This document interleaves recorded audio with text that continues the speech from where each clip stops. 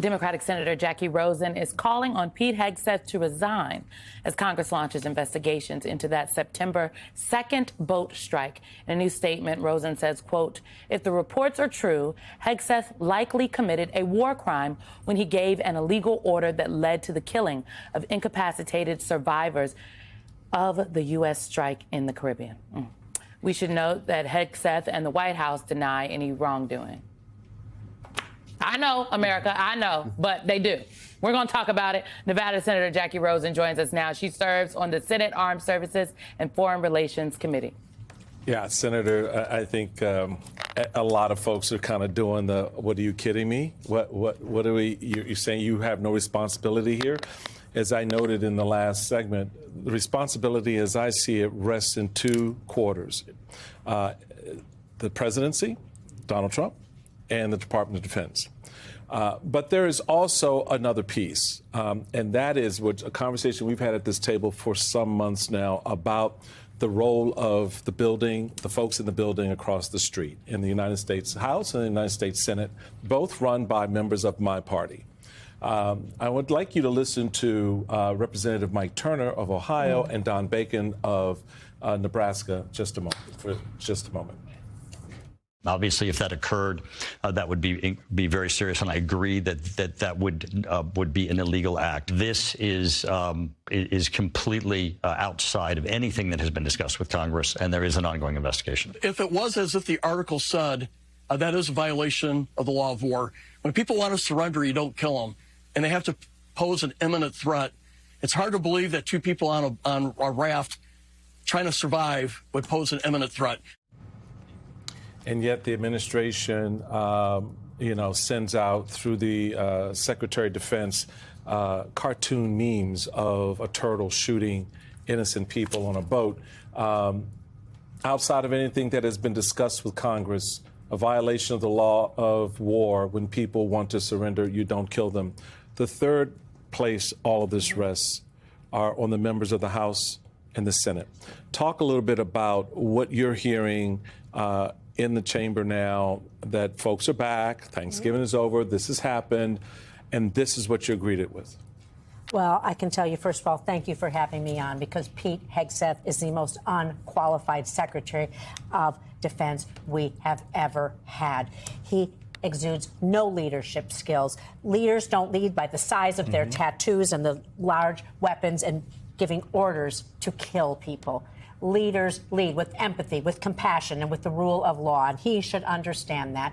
And so what they do every single day, whether it's Signalgate or giving this order, he clearly thinks he's above the law, and he is not. And I'm glad to see my friend Don Bacon, I know is a veteran.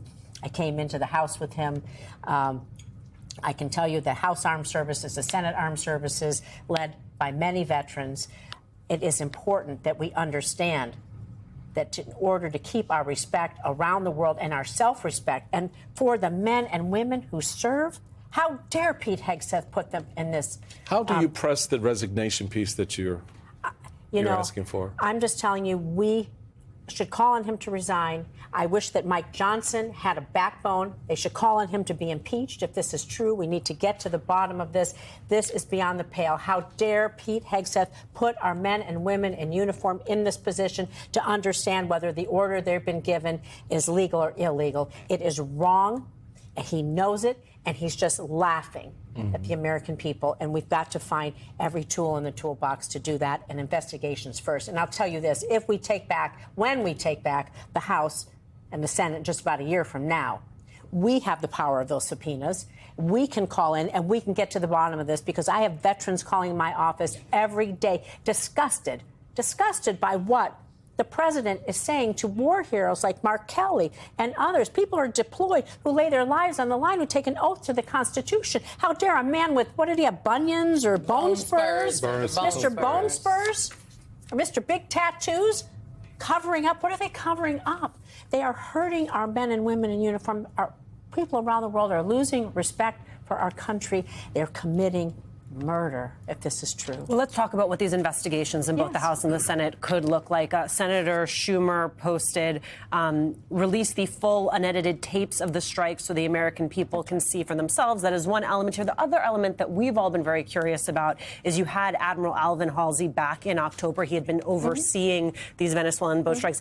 He left his post, what most people read as very prematurely. There was a lot of reporting that suggested it was over conflict around the question of these boat strikes. Understanding you don't have the subpoena power, would you like to invite him to testify before your committee? I would love to invite him to testify before the committee. And we've been calling, in a classified setting, we were able to see the Office of Legal Counsel, their justification for these strikes. And many of the attorneys that are on armed services and were in the room when we looked at it thought that those arguments were flimsy at best. We've called on Pam Bondi and Pete Hegseth to declassify that Office of Legal Counsel report on the justification so the American people can see that.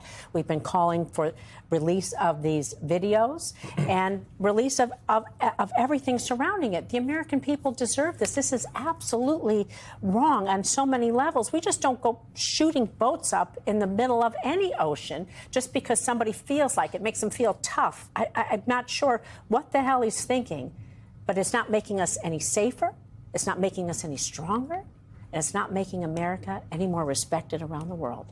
What has been the conversation from Senator Wicker and others? Because John Thune answered some questions, the Senate Majority Leader, earlier today, and I was just confused. He said a lot of things. He said he wants to hear, but he wants the committee to see what happened and then line that up with what's law, what's legal, and then make a determination. Okay. But he also said in relation to the video that Senator Mark Kelly and others released about 2 weeks ago now at this point, saying it is the duty of service members not to follow unlawful or illegal orders. It is the law, saying that he didn't understand what they were talking about, like what unlawful orders they'd be talking about. Well, potentially this. Well, potentially this. And so Pete Hegseth, now they're saying they did it. They said they didn't do it. They said they called for the murder. Let's not forget Signalgate, where God knows what he's sharing with whomever, our military secrets, again, putting people's lives at risk. And so John Thune, I think he's just trying to kind of dodge the issue. But Senator Wicker, then what has that communication been like to the committee writ large? So Senator Wicker and Senator Reid have both together signed a letter for all of us. We're calling on an investigation. Senator Wicker himself, a veteran. They have a good relationship, Jack Reed and Roger Wicker, the chair and ranking member on Senate Armed Services. And so I'm hoping that we see that. If we don't, then I'm asking Jack Reed to call our own Democratic hearing, call a shadow hearing, try to bring out what we can, try to expose what people aren't seeing, try to bring all that to the forefront, because the American people deserve transparency. And more than anything else, I think about the veterans who call me and who served honorably. And I think about our active duty military who I know so many that are so worried about all of this and the position it puts them in. And of them said, the Post goes on to detail the operation, and I'll get to that. But I want to stop here and ask you, Admiral Baumgartner, just if you can just illuminate if that much of it rings true to you, that when you are carrying out a military strike, there are eyes on it. And that's how a president or any policymaker can visit the tank and watch the operation in real time if it's vital or imperative. But for anyone doing any sort of oversight in Congress when they decide to have that role, or within the agencies, intelligence and military, that many people at least always have eyes on an operation and ears on the chain of command. That would be true. There are going to be a number of people that are watching it and monitoring it in real time. In fact, that's normally what makes our operations successful, because we do have that kind of command and control and monitoring. So that would happen in this particular case. It is kind of interesting here. It makes it sound like it was just unexpected that there would be survivors. And what that tells me is this was a tremendous failure in planning. The military has a great planning system, and you look at what are possible contingencies. It's almost inconceivable to me that a good planning system wouldn't have said, what if we don't kill everybody on the first strike? What do we do with the survivors? What are our legal responsibilities? What resources do we have to take care of those survivors? So some parts of this don't ring true to me, that they weren't prepared for that. They should have been prepared. And the Washington Post, the first paragraph makes clear that the two sources that the Washington Post said have, quote, direct knowledge of the operation.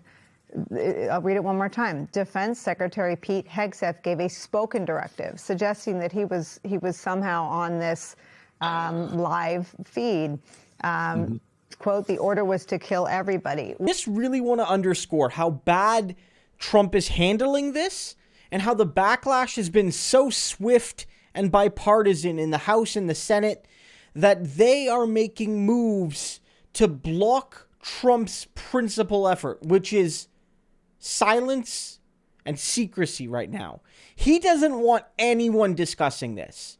He doesn't. He would prefer the news never gotten out that he and Hegseth and maybe others did something truly heinous.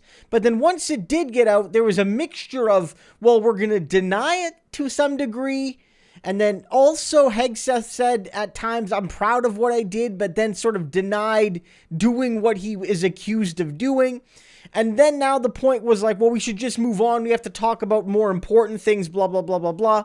But you're seeing massive groups of senators and congresspeople line up to put the pressure on, to block Trump's secrecy effort, to block Trump's bills and whatnot, to squash this and say, no, we're bringing this to committees. We're bringing this to the floor. This is happening. And remember, this is significant because you need Republicans, at least some Republicans, to play ball for that to happen. This isn't, 2018, 2019, 2020, or 2019 and 2020 where, Trump was still president, but Democrats had the House. And so they could always investigate Donald Trump and his cabinet and Republican malfeasance. Whether they could do much about it beyond investigating, of course, was the limitation. But nonetheless, they could obstruct Donald Trump's evil, and they could expose it. And right now, Trump's evil is being exposed, and it may well be obstructed, but this requires bipartisanship when the Republicans have both of the houses, right? The House and the Senate. And so, this is a big moment. You're seeing a unification here.